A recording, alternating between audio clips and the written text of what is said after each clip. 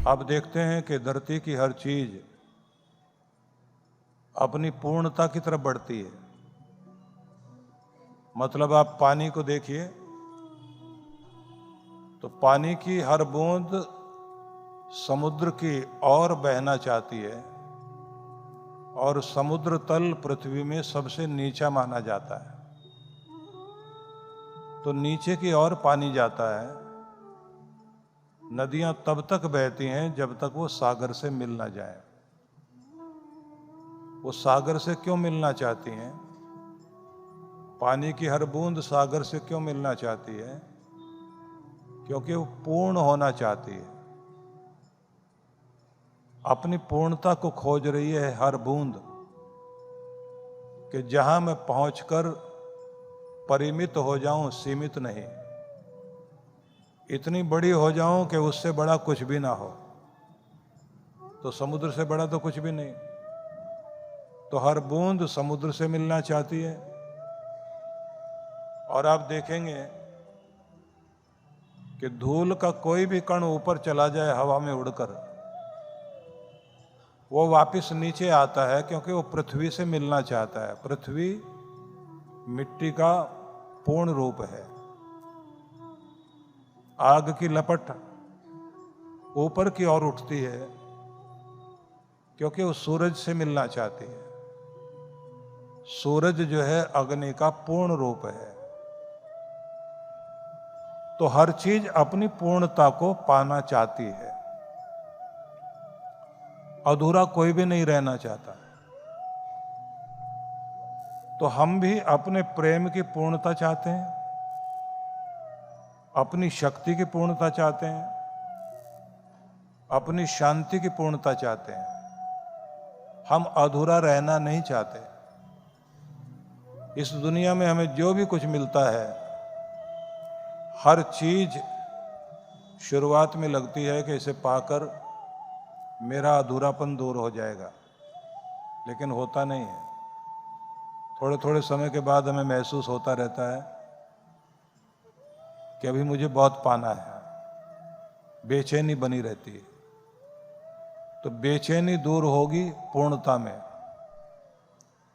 पूर्णता पाने का रास्ता क्या है? पूर्णता पाने का रास्ता है कि जहां ये सब कुछ हो वहीं हमें जाना होगा, जिसमें प्रेम भी है,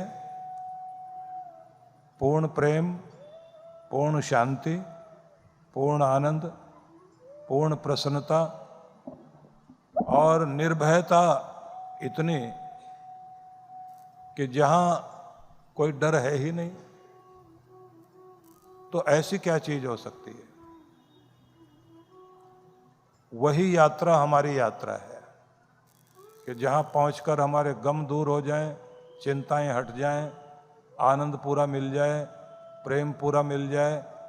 सब अपनी पूर्णता को खोजना चाहते हैं। इसलिए विचित्र बात है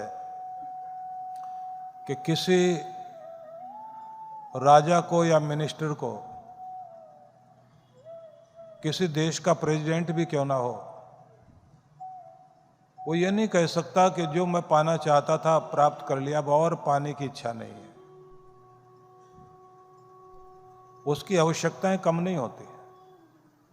डर हर एक को रहता है। कुछ भी रिश्ता मिल जाए तब भी हमें लगता है कि अभी वो बात नहीं बनी जो मैं चाहता था। क्योंकि दुनिया में हर चीज सीमा में बंधी हुई है।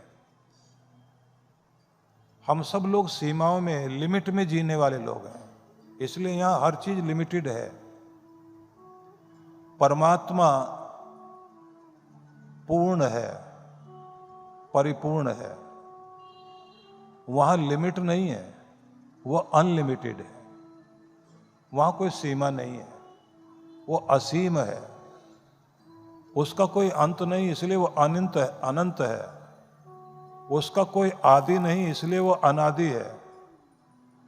वह सब शक्तियों से परे सबसे बड़ी शक्ति, सर्वशक्तिमान है।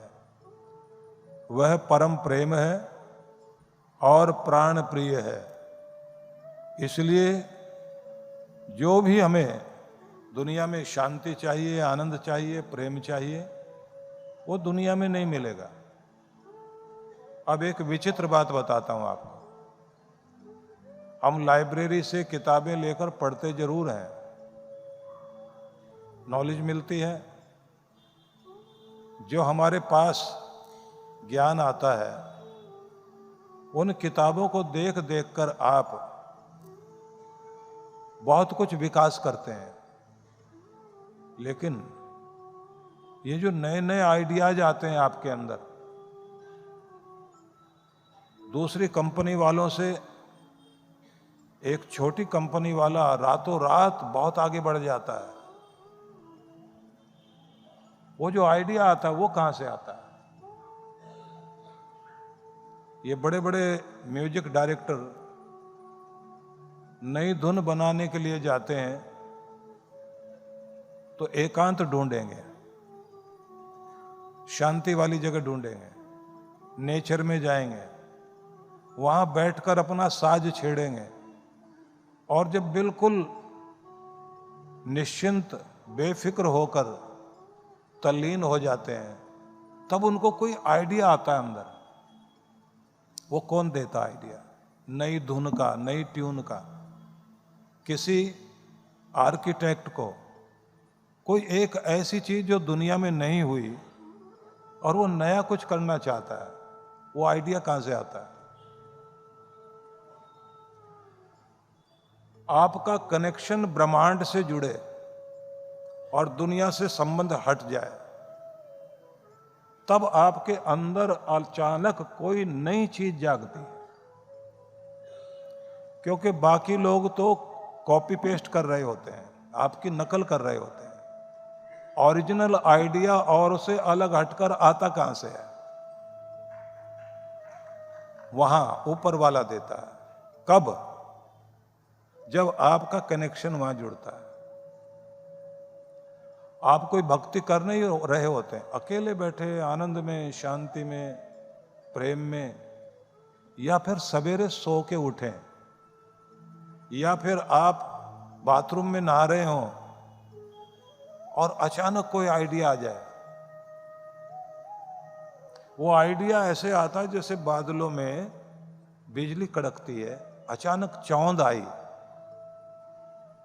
दुनिया का एक बहुत बड़ा स्टार रहा, हास्य अभिनेता था चार्ली चैपलिन। वो अपने सिरहाने वॉइस रिकॉर्डर रख करके सोता था। रात को सोते सोते सपना आ गया, उठ के बैठ गया, कोई आइडिया आ गया। अब वो चला ना जाए तो उसको रिकॉर्ड कर लेता था उसी समय।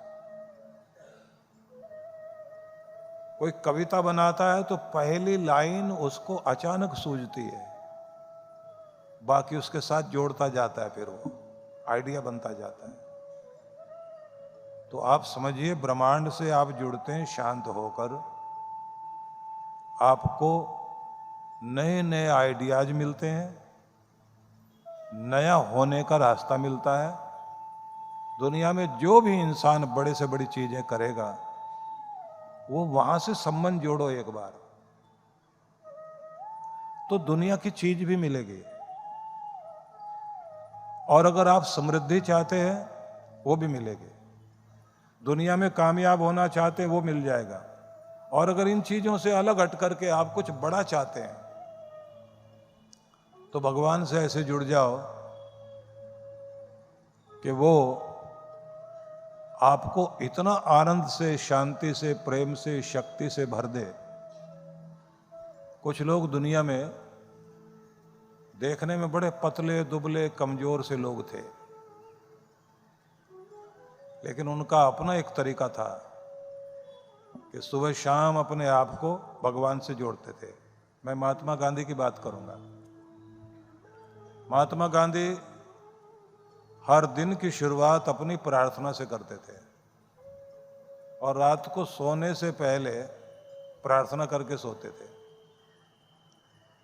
तो उनसे किसी ने पूछा कि आपको क्या मिलता है इससे? तो उन्होंने कहा, ये आत्मा का भोजन है, और मुझे जो बड़ी सेवा करने की ताकत आती है और आइडियाज आते हैं, वो प्रार्थना से, परमात्मा से जुड़ने से आते हैं, और इसी से मेरी आत्मा शक्तिशाली बनती है। अब समझिए कि उन दिनों जब महात्मा गांधी आंदोलन के लिए लोगों को इकट्ठा करते थे, तो अखबारों में कार्टून छपते थे। हिमालय पहाड़ दिखाया, उसके ऊपर लिखा हुआ है ब्रिटिश हुकूमत, जो पूरे वर्ल्ड में थी उस समय, इतना बड़ा हिमालय, और फिर एक छोटी सी चिड़िया, उसके ऊपर लिखा होता था गांधी।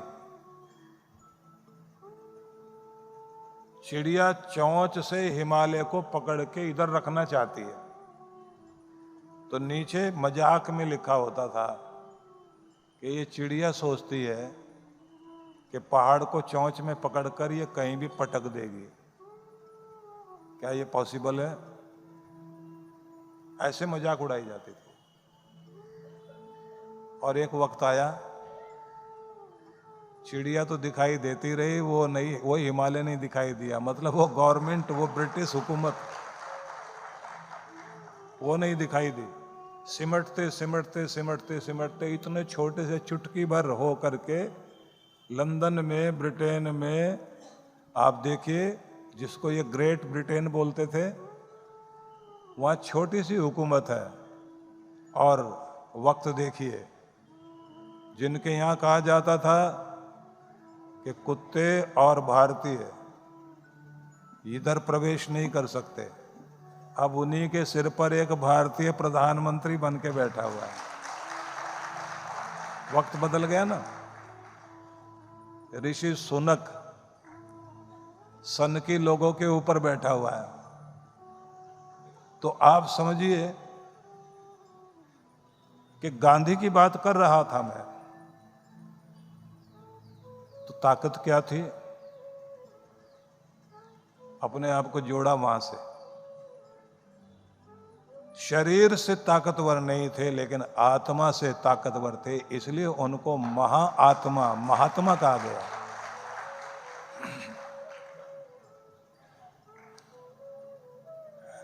अहमदाबाद के एक चौराहे पर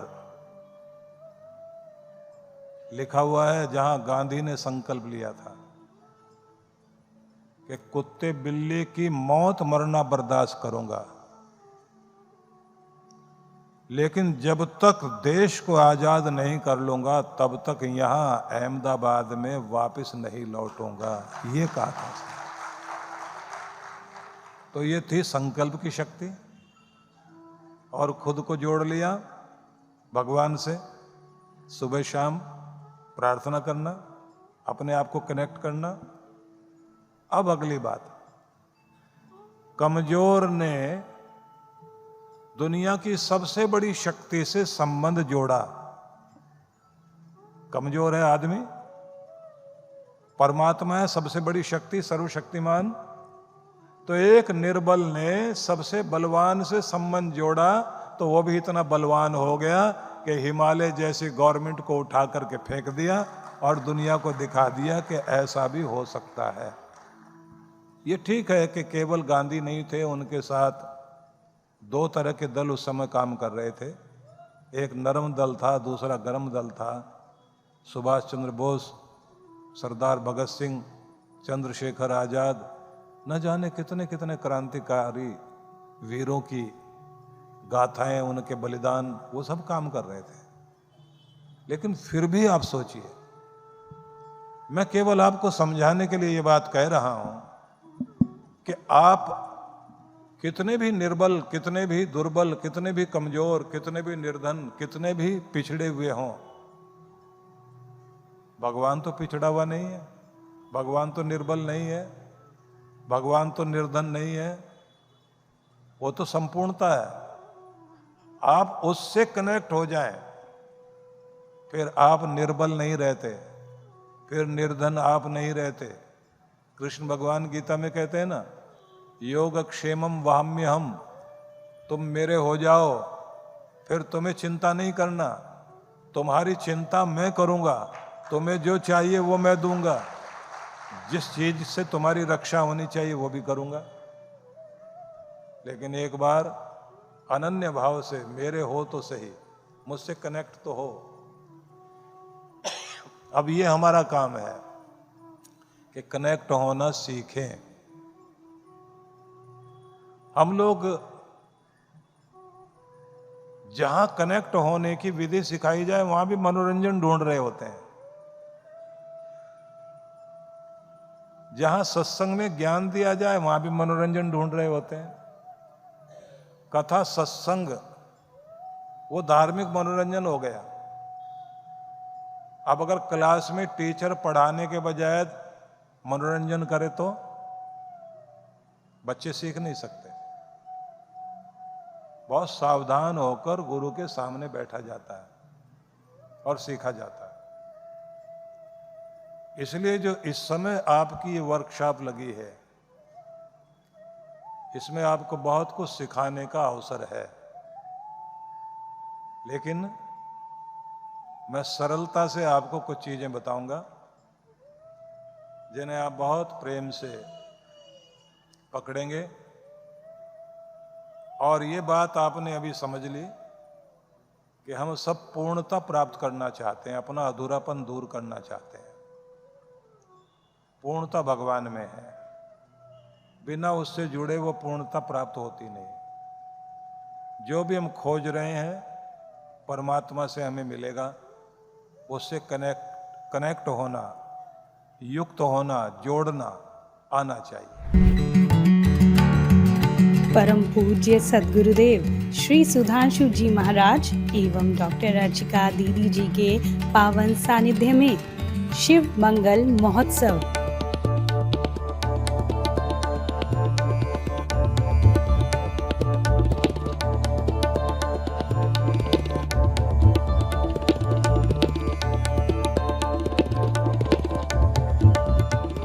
चौदह एवं 15 फरवरी 2026 दिल्ली स्थित आनंदधाम आश्रम में होने जा रहा है भव्य एवं विशाल कार्यक्रम, जिसमें भगवान शिव की विशेष कृपा प्राप्त करने के लिए होगा शिव ध्यान। 1.25 लाख पार्थिव शिवलिंगों के साथ रुद्राभिषेक, महारुद्र यज्ञ, शिव शक्ति कलश यात्रा, सत्संग, शिव तरंग एवं महाआरती। आप सभी इस कार्यक्रम में सादर आमंत्रित हैं। पंजीकरण एवं अधिक जानकारी के लिए संपर्क करें।